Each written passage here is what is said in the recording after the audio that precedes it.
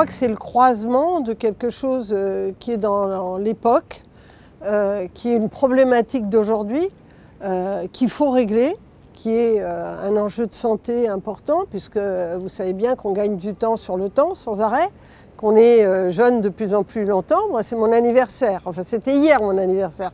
Et je suis hyper jeune. Ça, c'est un décret. Et les êtres humains sont comme ça aujourd'hui, c'est-à-dire qu'à la fois ils vieillissent et à la fois ils ne se sentent pas vieillir. Tout le monde se sent plus jeune. Mais c'est une problématique qui est à la fois lourde, gaie et inquiétante. Donc finalement, il y a un enjeu très fort d'intervenir dans un territoire de santé qui regarde d'un autre regard les gens qui vieillissent, peut-être en leur disant que peut-être que le mot vieillir n'est pas le mot adapté. Et vous voyez, ça reste une problématique très moderne, parce que quand je pense qu'on parle des seniors à 50 ans dans les entreprises, ça nous fait bien rigoler. Donc il y a un enjeu de société très important, cette problématique du vieillissement, et le fait que les gens ne savent même pas ou ne veulent pas ou ne se sentent pas vieillir. Et puis il y a cette eau qui vient de la montagne, qui a des bénéfices réels, hein, qui est une eau équilibrée, une eau d'entretien, qui ne peut pas être une eau diurétique, même si elle l'est, et ça c'est très étonnant. Elle est diurétique, mais on ne peut pas dire qu'elle est diurétique. Et pourquoi on ne peut pas le dire? Parce que derrière l'imagination de cette eau, il y a un petit bébé. Et que les idées sont plus fortes que le réel, c'est-à-dire qu'une eau qui est diurétique et qui s'occupe des bébés, c'est impossible. Donc les gens ont décidé que c'était impossible. Donc on est sûr qu'on ne doit pas éliminer, comme d'autres grandes marques l'ont fait, comme des Contrails, on est sûr qu'on doit apporter quelque chose de l'ordre de la vie, qui est d'ailleurs un des mots qui est écrit dans Evian. Et donc on a croisé finalement ce territoire formidable d'Evian. On a travaillé l'univers des eaux où il y a deux grands mythes qui sont en effet le mythe du baptême et le mythe de la purification, on nettoie tout, mais aussi le mythe de la vie. On a croisé cette problématique Evian avec la catégorie des eaux et ces deux grands univers, et surtout, le plus essentiel, avec les gens et avec leurs problèmes à eux. Et donc, on est rentré sur une des thématiques les plus lourdes et les plus porteuses aujourd'hui, qui est la jeunesse.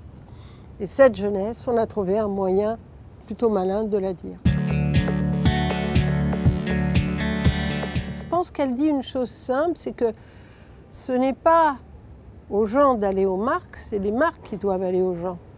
Et que si vous êtes dans votre histoire de marque, votre historique, et vous allez toujours raconter votre montagne, etc., et que vous n'exprimez pas en quoi vous pouvez être utile aux gens, utile dans le monde dans lequel ils vivent, qui sans cesse bouge.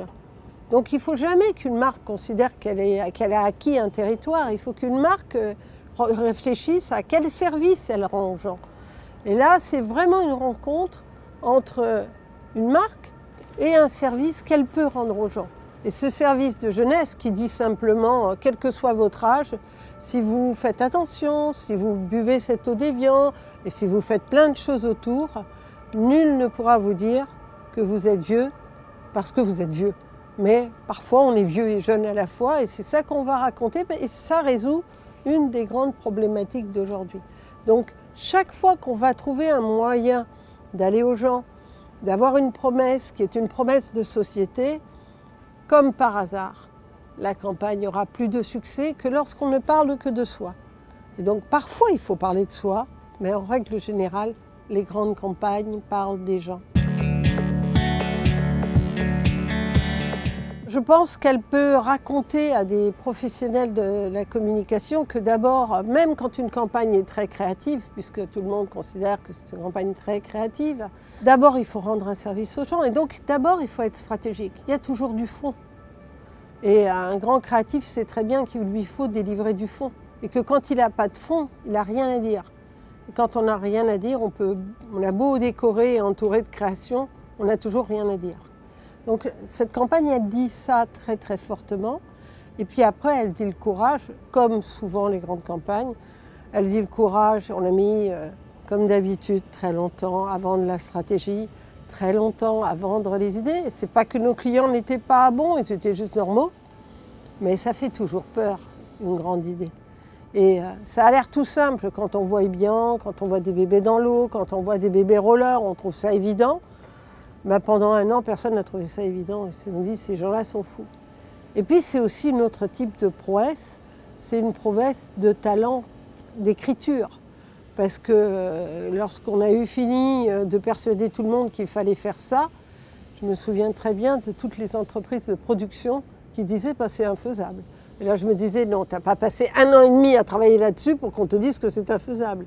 Et il y a toujours moyen de faire des choses de talent si on croit aussi que la partie production de notre métier est aussi fondamentale que la partie réflexion ou que la partie création.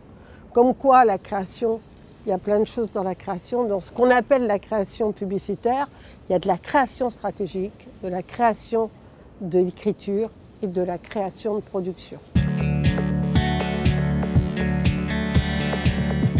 Je pense que ce qu'ils vont comprendre, c'est que d'abord il faut être large. Que notre métier a un rapport avec la sociologie, la connaissance profonde de ce que font les gens, de ce qu'ils pensent, de là où ils marchent, de où ils vont, avec la psychologie, parce que les gens sont compliqués et qu'ils ne disent pas exactement tout ce qu'ils ressentent dans le fond. Et je crois que l'art publicitaire est au croisement de cette culture de l'être humain. Donc s'il y a bien une chose qu'il faut faire lorsqu'on veut être un grand publicitaire, c'est des sciences humaines.